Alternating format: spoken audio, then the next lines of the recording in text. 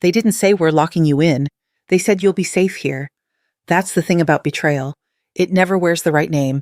It comes dressed in love, concern, best interests. I didn't scream when they took my keys. I didn't beg when they emptied my handbag and left my phone on the hallway table. I just stood there in the lobby of Willow Grove residence trying to understand what had just happened. My son Marcus kissed my cheek and said, "It's temporary, Mom. Just until we make sure you're okay." Then he walked out.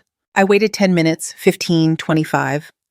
Then I turned to the woman behind the desk, young with glossy pink lipstick, nursing badge that said LaToya, and asked when I'd be allowed to leave.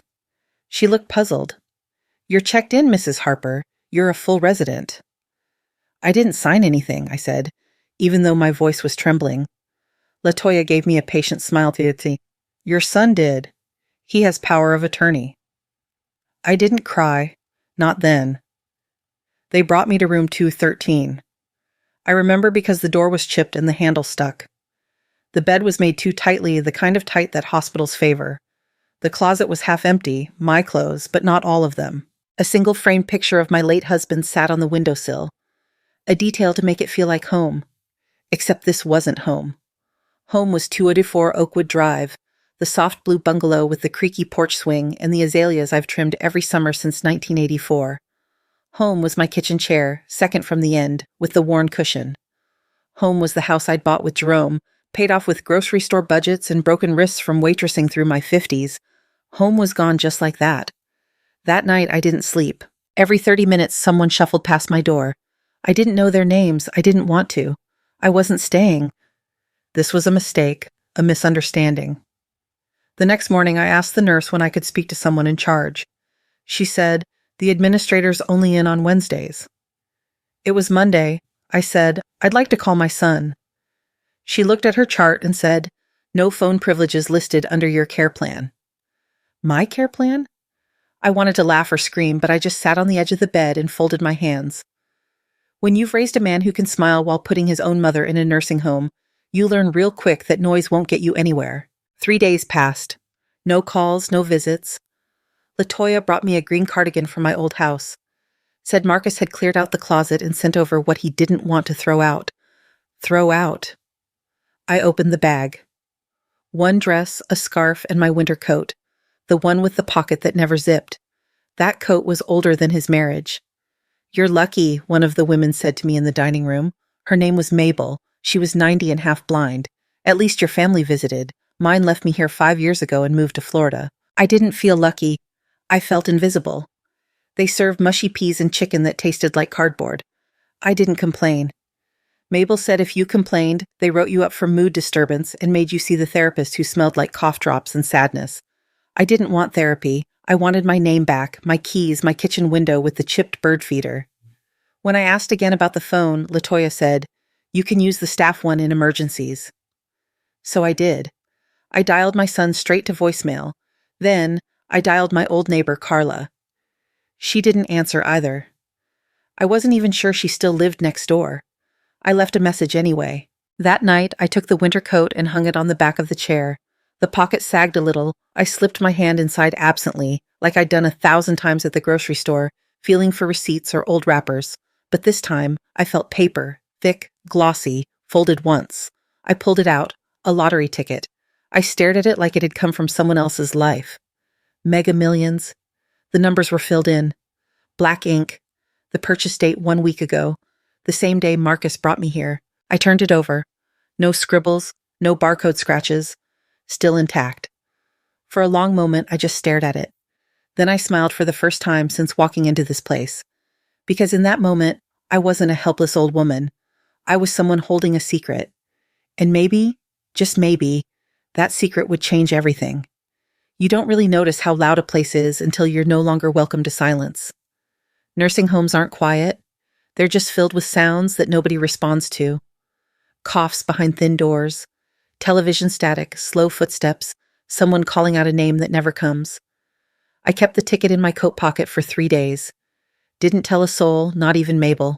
I didn't know yet if it was real, but something about just having it. It lit something up inside me. I'd been cold for so long I forgot what warmth felt like. On Thursday, I asked LaToya again, "Can I use the phone?" Emergency only, she said without looking up from her clipboard. My furnace could be on fire, I replied. She blinked. You don't live in that house anymore, Mrs. Harper. But I did in my head. Every night before sleep, I'd walk through it room by room in memory. The front door with the scratch from Jerome's toolbox, the kitchen tile we never fixed, the spot near the stairs where my hip used to crack going down. You don't live in that house anymore. That sentence stuck to me all day like something sour. At dinner, the peas were cold. I ate them anyway. Mabel sat across from me, mumbling about some bridge club she used to run in 62. You've got quiet eyes, she said suddenly, pointing her fork at me. I glanced up. What does that mean? Means you know more than you say.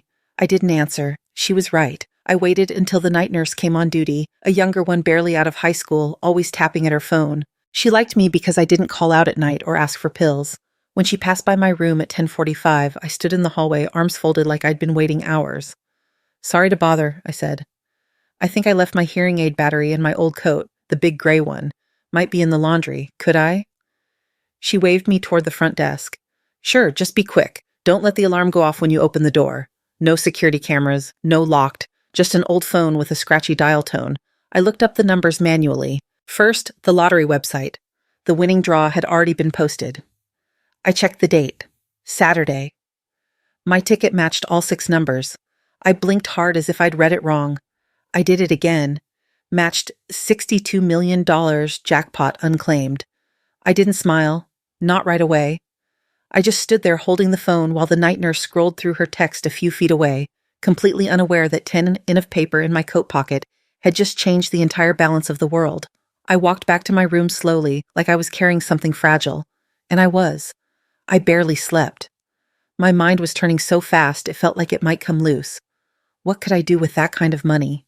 I couldn't drive, didn't have my bank account. My son had control of everything. Everything. And yet, for the first time in months, I wasn't afraid. I wasn't nothing. I was holding a secret so large it could swallow this whole building and spit it out as dust. The next morning, LaToya handed me a schedule for group bingo and a craft session. I looked her in the eye and said, I'd like to speak to a lawyer. She laughed. What? Are you suing someone? No, I said. I just want to draft a letter. Well, your son handles all your paperwork. Then I want a lawyer to confirm that's still legal. She frowned. Mrs. Harper, that's not how this works. It is if you don't want him to be reported for financial manipulation of a senior. She stopped smiling. I folded the schedule and slipped it into my pocket. Same pocket as the ticket. Later that day, I called my son again straight to voicemail. So, I left a message. Hi, Marcus. Just wanted to let you know I found something important in my coat, something you might be interested in. Call me. I didn't say anything else. Let him wonder. That night, I sat with Mabel again. She was telling me about her 4th husband. I wasn't listening. I was thinking about names, fake names, trust accounts, private lawyers, offshore accounts, anything I'd ever heard in movies about rich people protecting their wealth from the undeserving. I wasn't rich yet. Not officially, but I wasn't helpless anymore, and that made all the difference. He finally called back. It was Sunday morning, just after the staff rolled in the breakfast trays. Cold oatmeal, soggy toast. I didn't touch it. The phone on the wall rang. LaToya picked it up, then called down the hallway. Mrs. Harper, it's your son. I walked slowly, not because I was tired, because I needed those few seconds to bury the fire in my throat. Hi, Ma, Marcus said when I picked up. His voice sounded cheery. Too cheery, like he was performing for an audience. I got your message. Something important, huh? There it was. No, how are you? No. Do you need anything? Just straight to the thing he might want to get his hands on. I found a piece of paper, I said evenly, in my coat pocket from the last time I wore it. There was a pause. What kind of paper? Oh, just something I forgot to throw away, I said. I waited. Let the silence stretch. People always reveal themselves when you don't rush to fill the quiet. Listen, Ma, he said after a beat. I hope you're settling in. Everyone says this place is top-notch.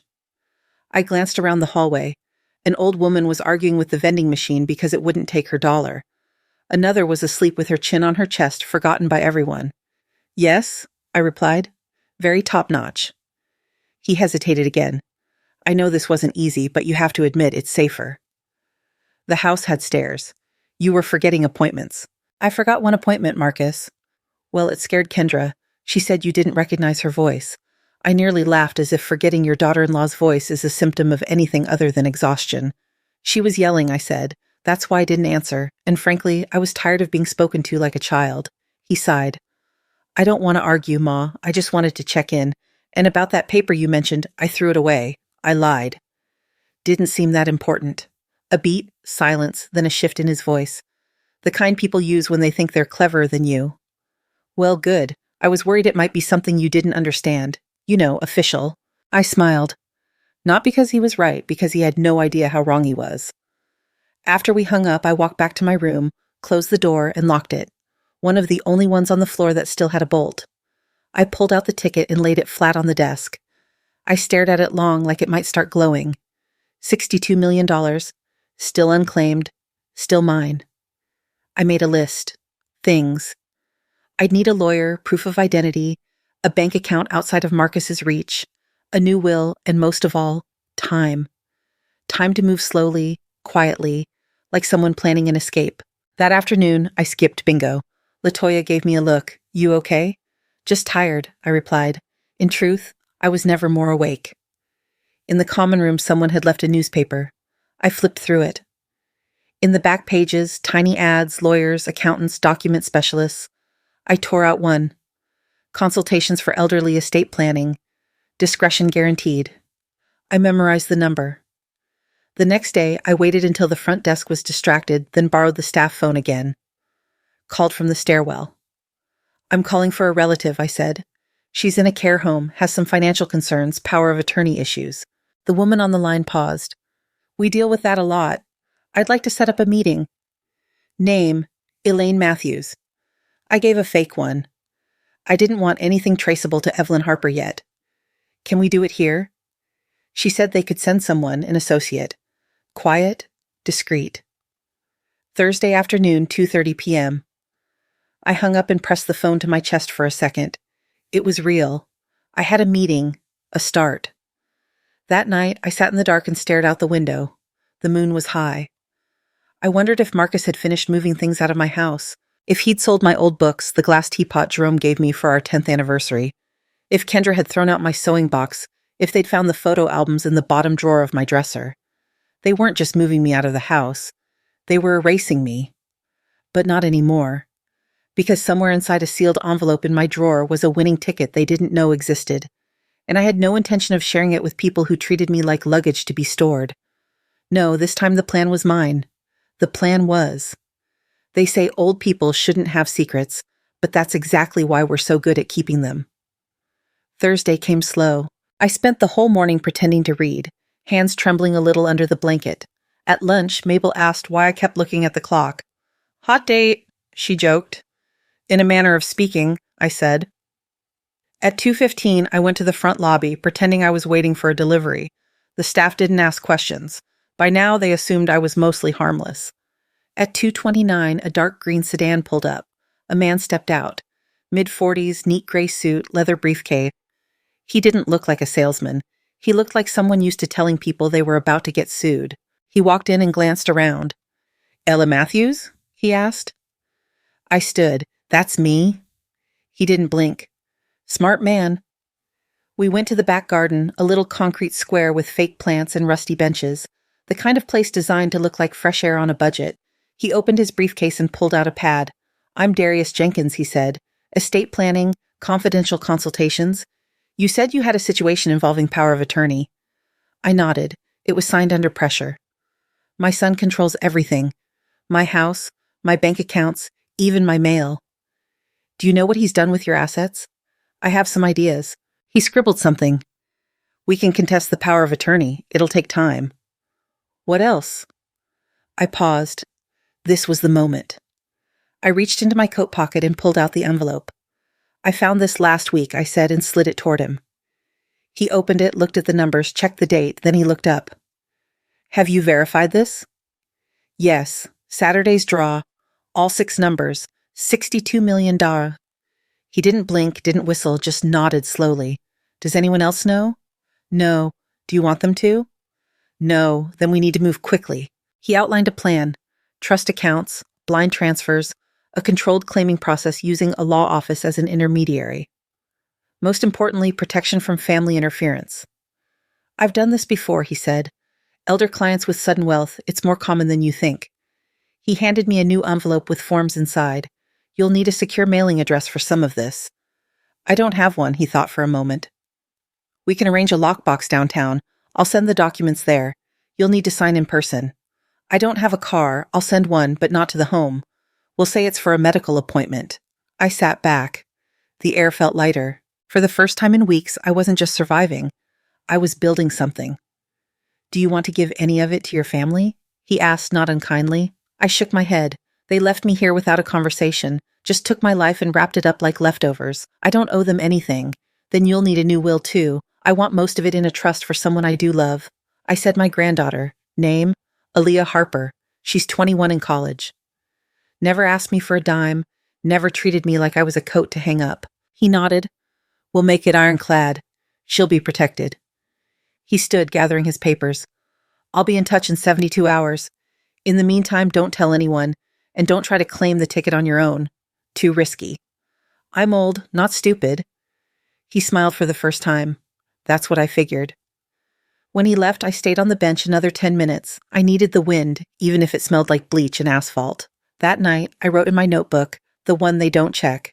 Day 13 in Willow Grove, 62 million untouched. Legal plan in motion. My name is Evelyn Harper, but they'll remember me as someone else. By Saturday morning, the ticket was no longer just a possibility. It was an asset. Darius called at 9 a.m. sharp. A woman named Tamika had verified the numbers with the Lottery Commission. The legal shell was ready. The claim would be filed through a specialized trust, anonymous, untraceable. The ticket remains your property until the payout is issued, he said. But from the moment the check is cut, everything goes into the trust. You'll be listed as the beneficiary under a legal pseudonym. What name? I asked. Nia Washington, he said. We chose something neutral. Nia Washington. Not a name that would raise eyebrows. Not a name Marcus or Kendra would ever think to Google. Where's the money going? I asked. For now, into a blind holding account. Once it's secure, we can divide it however you like. I want Aaliyah's portion locked until she's 30, I said, but with access for education, housing, emergencies. He paused. I've never seen someone be this clear this fast. I've had a lot of time to think lately, I said. What I didn't tell him was that every night, while the others watched TV or dozed through game shows, I sat with my back straight, staring out the window and building a new life in my mind. I knew how many zeros were in 62 million. I knew what it could buy and what it couldn't. It couldn't buy back years of being ignored. It couldn't buy back the time Kendra made fun of my shoes at Easter, loud enough for Aaliyah to hear. It couldn't buy back the birthdays Marcus forgot or the time he didn't show up to Jerome's funeral until everyone else had gone. But it could buy freedom, and that was enough. Expect the check to arrive within 3 to 5 business days. Darius said, You won't need to touch it. I'll handle everything. I'll call you Monday with further instructions. After we hung up, I opened my drawer and looked at the envelope again. I didn't need it anymore, but I wasn't throwing it away. It was proof, not of the money, but of what I'd done before the money came. I'd saved myself. That afternoon, I sat with Mabel on the patio. She was watching clouds.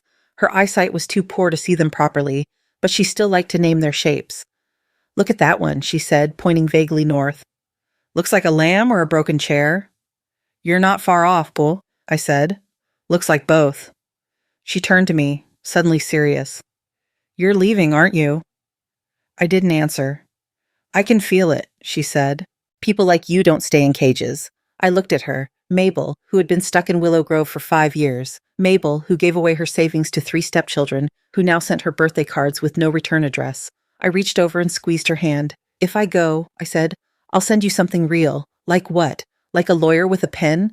She laughed, a dry little sound. That would be something. That evening, Aaliyah called. I wasn't supposed to get personal calls, but the night nurse, same one who'd let me use the phone, had started slipping me a little time after lights out. Grandma, Aaliyah whispered.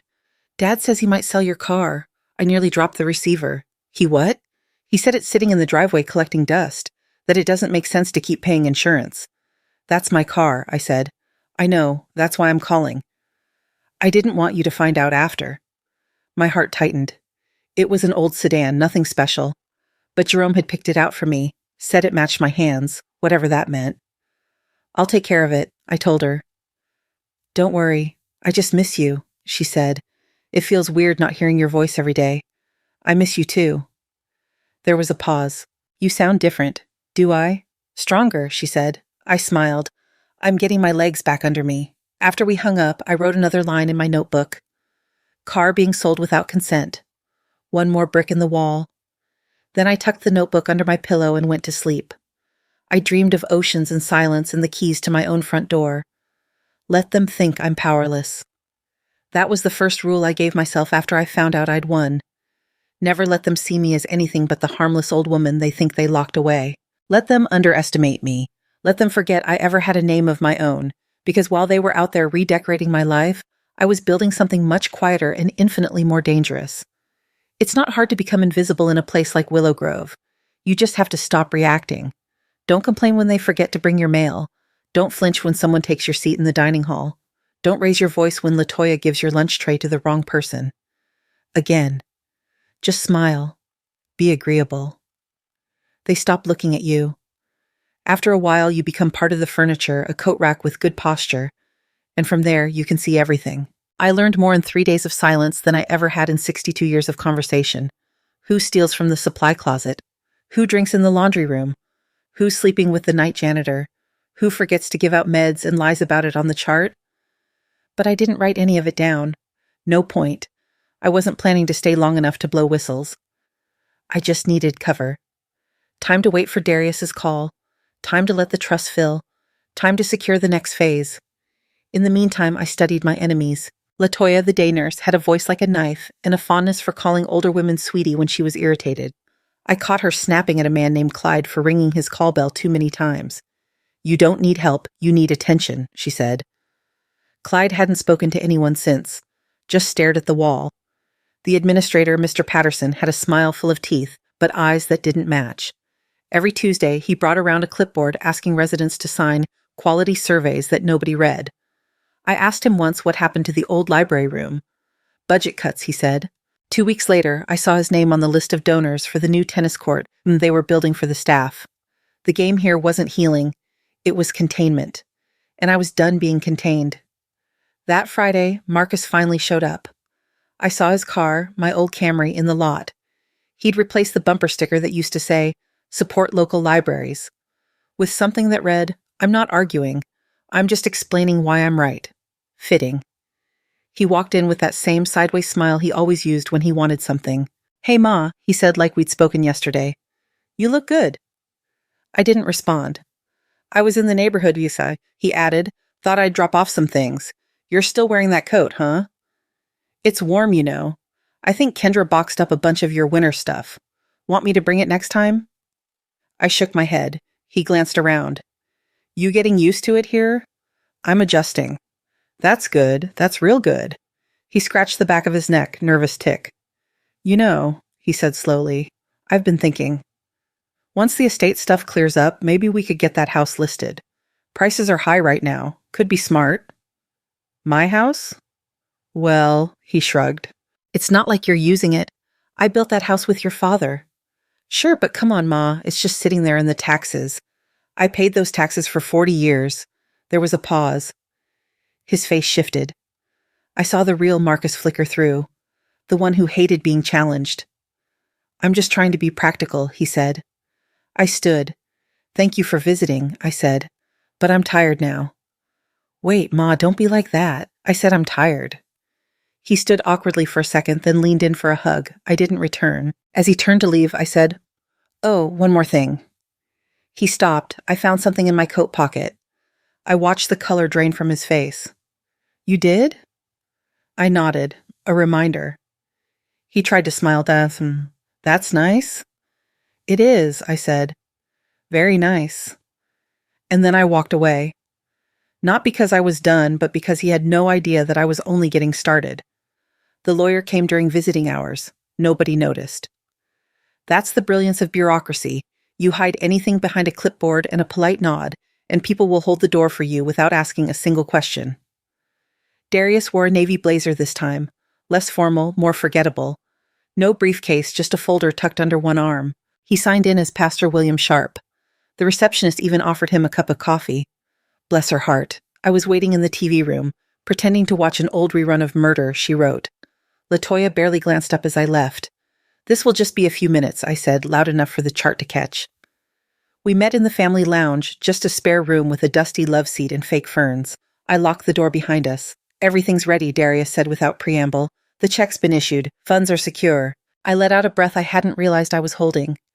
The trust is operational. The account in your alias name is active. We've routed all distributions through legal intermediaries. Your identity is sealed. You're officially Nia Washington now, at least on paper. What's the balance after taxes, initial legal fees, and administrative filters? $43.7 million. I didn't flinch. Aaliyah's portion. He handed me a page. $10 million in a locked trust. Conditions you specified are baked in. She can access a housing stipend, educational costs, health emergencies. Anything outside of that requires trustee approval, which is me per your request. I nodded. She'll be safe. And you? I'll be safer once I'm out of here. He didn't smile. That's next. I've already started drafting the motion to revoke your son's power of attorney, but until we serve him, we stay quiet. How soon can that happen? He checked his watch. 3 days, maybe 4. Once he's served, we'll begin the challenge. You'll need to be physically present in court. That's where things get delicate. I'm ready. He raised an eyebrow. No hesitation? None. He reached into his folder and pulled out a document. This is your new will.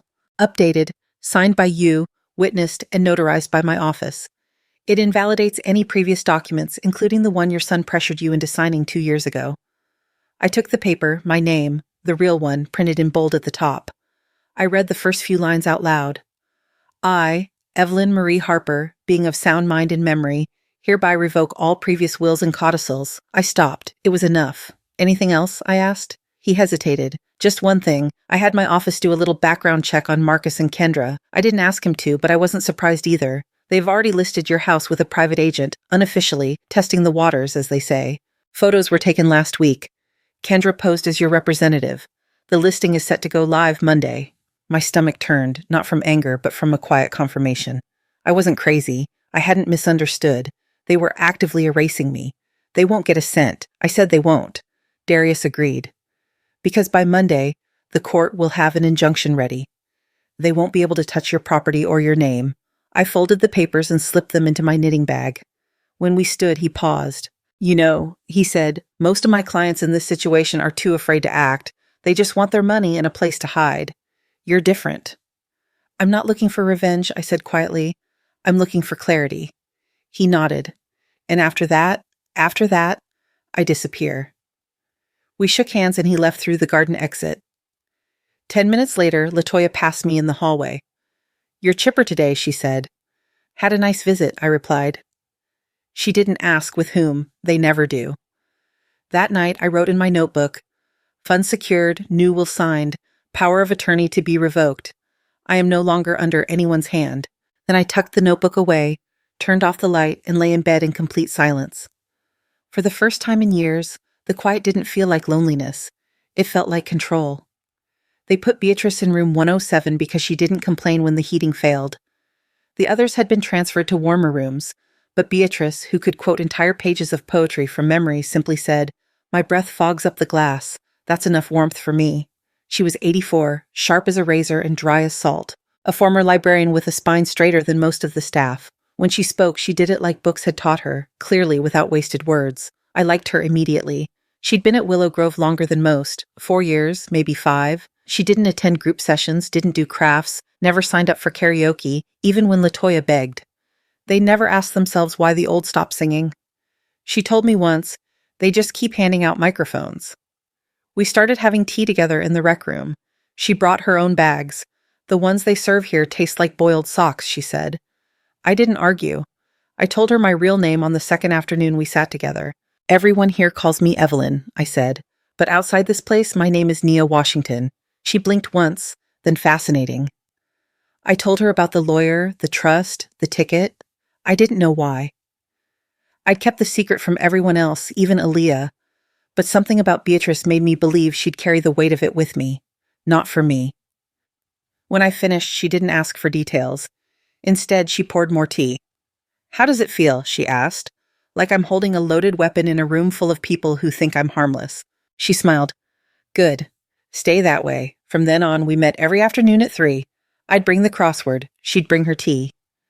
We didn't always talk about the money. Sometimes we talked about her daughter who hadn't called in 18 months. Sometimes we sat in silence listening to the radio from the common room next door. One day she said, "You know what? They don't understand about us." What? We've had lives. Real ones. People think we were born old, that we existed just to give birth to them, lend them money, and disappear quietly into padded furniture. But we remember everything. I nodded. She looked at me. So, when do you leave? Soon, I said. The legal challenge goes through next week. After that, I disappear. New identity, new place. She tapped her teacup. You'll send me a postcard. I'll send you a lawyer. She grinned. That's better. That Friday, LaToya caught me humming in the hallway. You're in a mood, she said suspiciously. I remembered something nice, I replied. Well, hold on to it. We've got a group inspection coming. Patterson wants everyone smiley. I'll give them a smile, I said. Right after they fixed the heating in room 107, she rolled her eyes. Beatrice doesn't mind. She shouldn't have to. I walked away before she could reply. That night, Beatrice and I played a secret game. What would you do if they gave you the keys? I'd move to a town where nobody knows my name, she said. Change my hair, buy a cat, live above a bookstore, and never speak unless I felt like it. You always speak when you feel like it. Then I'd finally stop explaining myself. She looked at me. And you? I'd buy a little house near the water. I said, make tea in the mornings, eat what I want, sleep when I want, and I'd never, ever ask for permission again. Beatrice raised her teacup to the day no one asks where you're going. We clinked mugs. That was the last night I saw her. The next morning, her door was closed. By lunch, a nurse came in quietly and took her name tag off the door. No announcement, no ceremony, no explanation. Just gone. Like a chapter torn from a book no one finished reading. I asked what happened. Peacefully in her sleep, someone whispered. I sat in the rec room, staring at her empty chair. No one else seemed to notice, or maybe they did and had learned to keep walking. That night, I wrote only one line in my notebook. Beatrice is gone, and now I'm even more certain. I have to get out before they forget I was ever here too. I sent a car to my old house. Not a taxi, a black Mercedes S-Class, windows tinted, chrome polished to a mirror's edge. The kind of car people like Marcus couldn't ignore. It arrived at 4:05 p.m. on a Tuesday, the exact time Kendra usually posted her curated life updates to Instagram. Family dinners, renovation progress, inspirational quotes about gratitude, none of which ever seemed to include the woman who paid off their mortgage. The driver got out in a crisp gray uniform and handed Kendra a white envelope. No return address, no logo, just her name. Inside was a letter typed on the thick linen paper from a fictional company called Lakeside Property Advisors. It said, Dear Mrs. Harper, our firm represents an anonymous client with interest in acquiring several legacy properties in the Maple Ridge area. Your current residence at 204 Oakwood Drive was identified as a high-value target due to its historical registration and structural condition. Our client is prepared to offer $1.3 million cash pending a clean title and expedited close. This is not a formal contract, but an expression of serious interest. A full inspection will be arranged upon your agreement to discuss further. Respectfully, Lakeside Property Advisors. There was a phone number at the bottom, rerouted through Darius's office. The bait was simple and delicious. 2 hours later, the phone in my room rang. It was Aaliyah. Grandma, are you sitting down? I'm always sitting down. She laughed nervously. Okay, so Mom got a letter today. Some real estate company wants to buy your house like urgently. All cash, $1.3 million. I said nothing. Dad's freaking out, she continued. They're trying to figure out who this anonymous client is. He thinks it's someone from the city trying to flip it. I still said nothing. You don't seem surprised. I'm not, I said finally.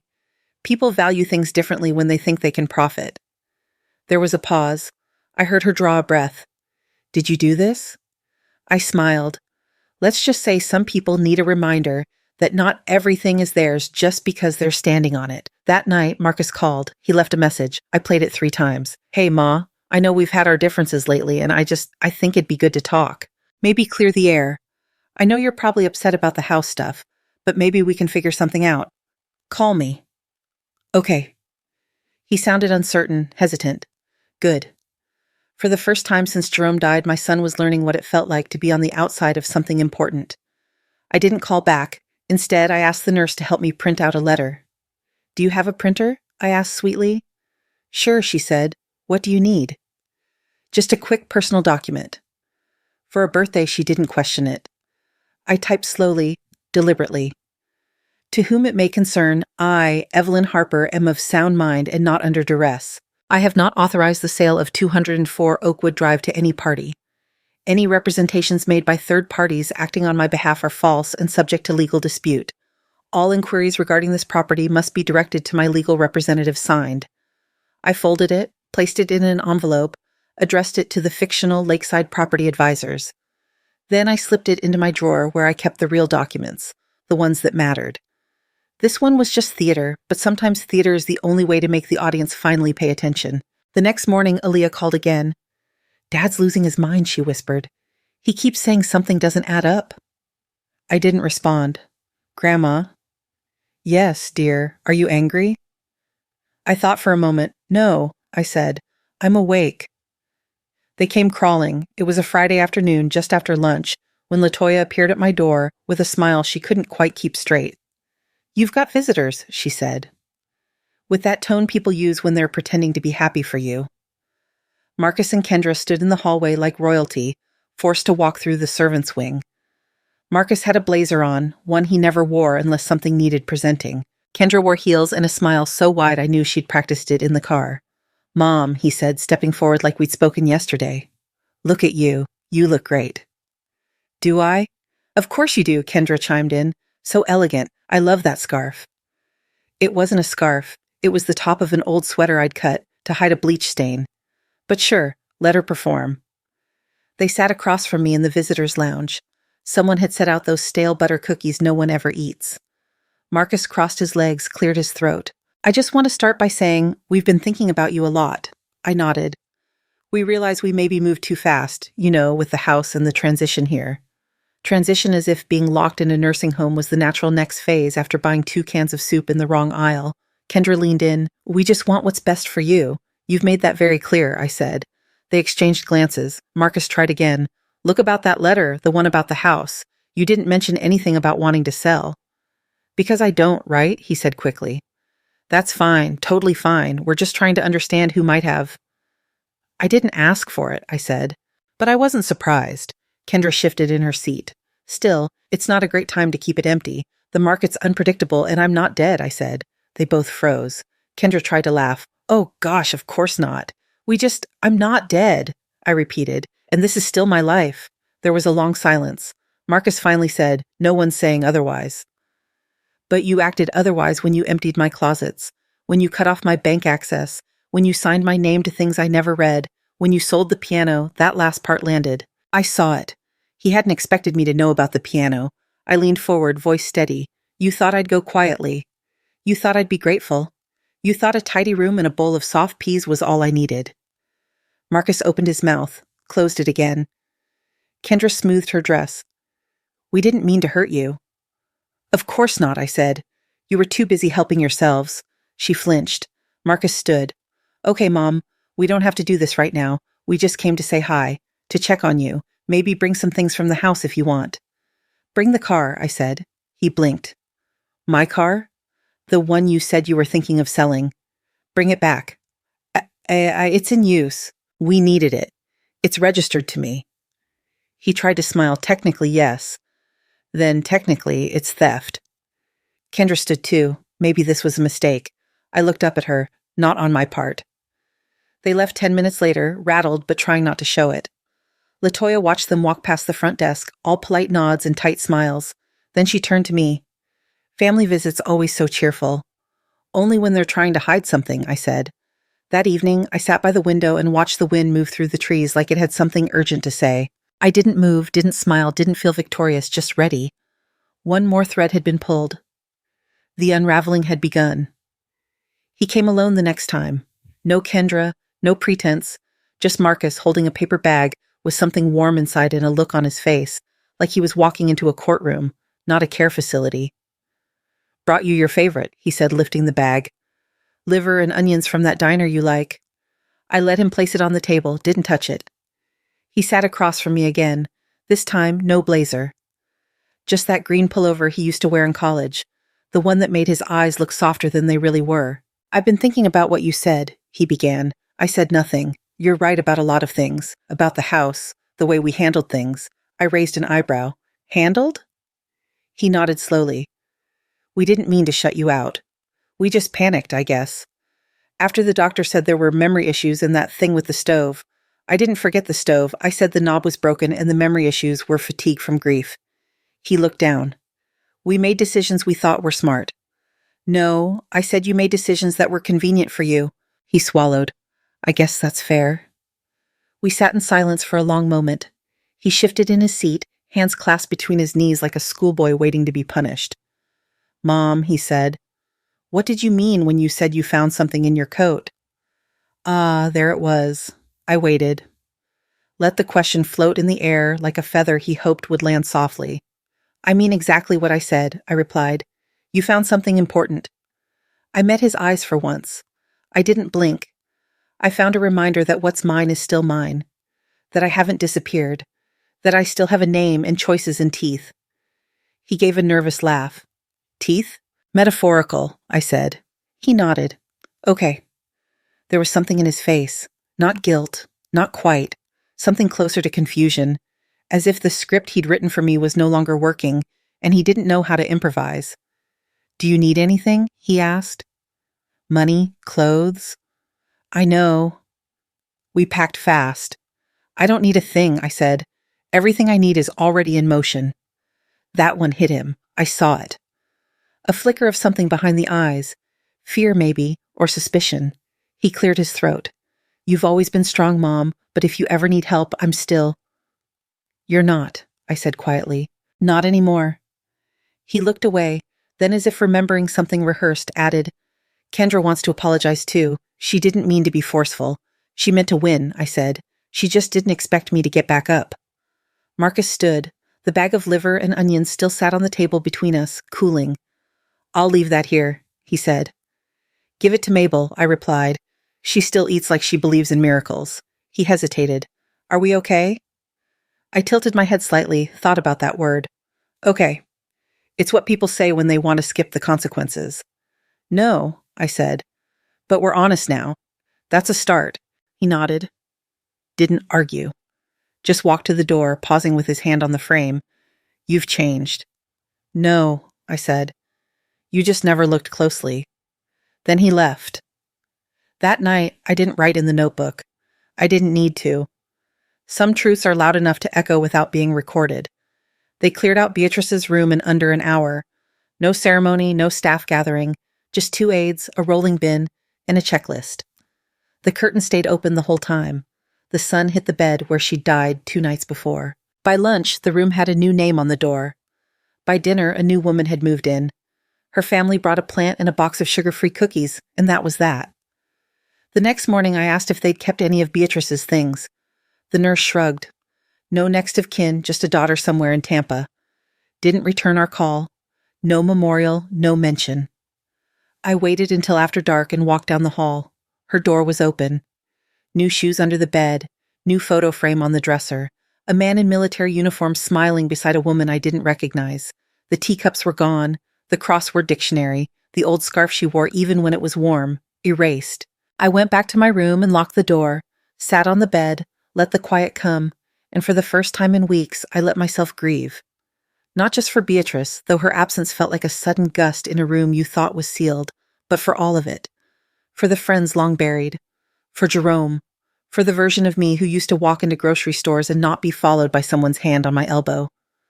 I thought about the money, the trust, the plans, and I realized I hadn't once asked myself what I wanted. I'd only thought about what I could fix, what I could reclaim, who I could teach a lesson to, but Beatrice never wanted to teach anyone anything. She just wanted tranquility, her own space, her own brew, a name that carried weight when spoken aloud. Was that my desire too? Was I forging a new path or merely masking the wreckage? The following day, I compiled a mental inventory. What I could discard, grudges, final arguments, regrets that lingered unaddressed. What I craved, a door I could unlock at will, my own plate, my own fork, my own path, Solitude. Not the type that echoes with isolation, but the sort that blooms from autonomy. I rescheduled the meeting I'd set with Darius, delayed it by several days. I required more time to mull over these insights, allowing them to crystallize into truth. That afternoon, LaToya suggested I try a new communal session. Yoga, she mentioned, relaxing. No thanks, I answered. Not interested? I'm deciding my own interests now. She eyed me oddly, not harshly, just perplexed. As though a black woman like me, with my rich mahogany complexion and gray-threaded braids, asserting choices beyond meal options was unimaginable. I offered no further words. Afterward, I wandered to the rear courtyard, settled on the seat where I'd initially conferred with Darius. The foliage was shifting hues, autumn amber, scattered crimson edges. The heavens were still. I delved into my pocket and retrieved a small packet, Beatrice's favorite herbal blend, a special one. I steeped it that evening, deliberately decanting it into the sturdy clay mug they'd issued upon my arrival, the one with the minor crack along the rim that no one claimed. And I sipped it, not for solace, but for insight. They called from the legal office on Tuesday morning. Mrs. Harper, said Tamika's calm voice, the court has set a date for the hearing to revoke your son's power of attorney. Thursday next week, you'll be transported under legal escort. I thanked her and hung up. Then I sat with it. That word escort, like I was some delicate parcel being fed through danger. Maybe I was. Or maybe I was just a woman who finally had something they couldn't take away. Not the money, not the house, not even her silence. That afternoon, I found Mabel in the hallway, watching the elevator like it might open on something that could change her life. Going somewhere, I asked. Only in my head, she replied. I walked with her back to her room. We didn't talk much. She was one of the few people who understood that quiet wasn't a lack of something. It was sometimes the only space you had left to think. Before I left, I pulled something from my pocket. It was a folded envelope. What's this? She asked. A name, I said. A lawyer. You don't have to use it. But if you ever feel like someone's taken too much from you, call. She looked at me for a long time, then tucked it into the drawer beside her rosary and bottle of aspirin. I didn't say goodbye. Neither of us would have liked that. Back in my room, I opened the notebook again, not to make another list. To write something down I hadn't dared admit. If I leave with bitterness, they've still won. If I leave with silence, I get to decide what it means. If I leave with peace, I take back my name. It wasn't a mantra. It wasn't a plan. It was just a truth. The next day, I asked the nurse for a staff envelope. I want to send something, I said. To who? My granddaughter. She hesitated. You can call her, you know. I want her to have this on paper. She brought the envelope. I wrote Aaliyah's name across the front. Inside, I put 3 things. A copy of the trust document with her name on it, a photo of me and Jerome standing in front of our first house in 1963, a letter handwritten, 4 pages. I didn't reread it.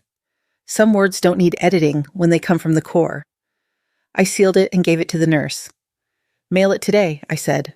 Not tomorrow. Today. Okay, she replied, curious, but she didn't ask. That night, Marcus called again. Voicemail again. His voice was smaller now. Hey, Ma, just checking in. I know I haven't handled everything right. I guess I'm still figuring things out. Call me when you can, Madel. He didn't say, I love you. Not even at the end. I didn't call back. Instead, I opened the last drawer of my little dresser. Inside was the original lottery ticket. The paper had faded slightly, the edges soft from handling. I held it for a while. Then I tore it in half, then in half again and again, until all that remained were small squares that looked like snow. I dropped them into the waste bin without ceremony. Not because I regretted it, because I didn't need it anymore. The money was real. The trust was real. But the ticket that had only ever been a door, and I was already on the other side. The courtroom was small, not like the ones on television. No grand wooden benches or cameras waiting outside. Just a few rows of seats, a table with mismatched microphones, and a judge who looked like she'd seen too many people lie and too few tell the truth.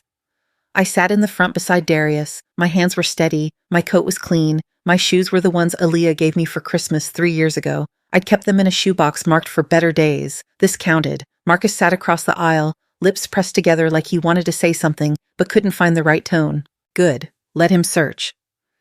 Kendra wasn't there, probably advised to stay away, probably smart.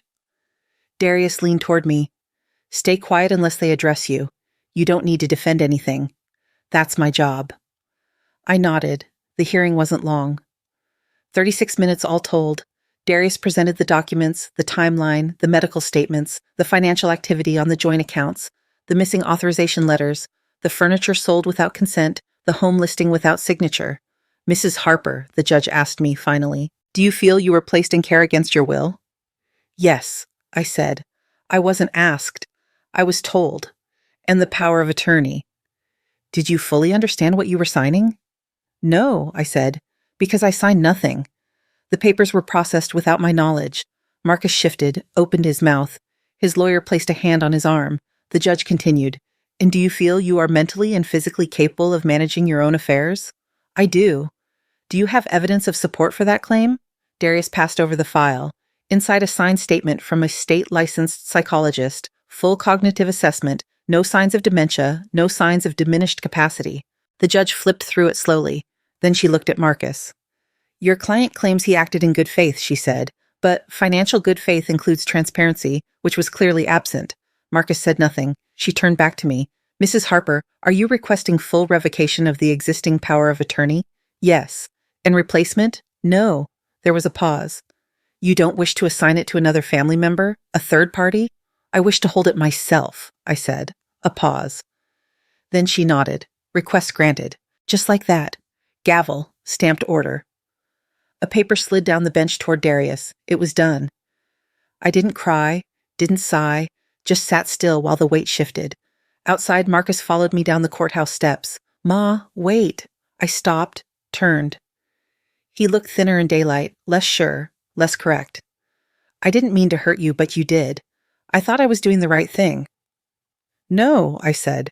You thought you were the only one who could. He opened his mouth, closed it. I don't want the money, he said suddenly. I never did. I smiled.